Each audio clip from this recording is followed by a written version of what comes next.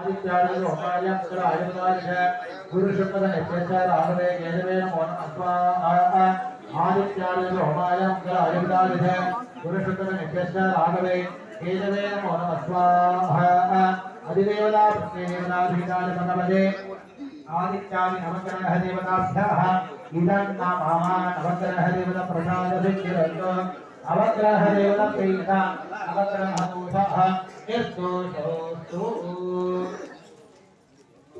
நவகிரகம் முடிந்தபொழுது அடுத்தபடியாக நம்ம சிறப்பாக கொண்டாடப்படுகிற வாஸ்து ஹோமம் செய்யப்படுகிறோம்.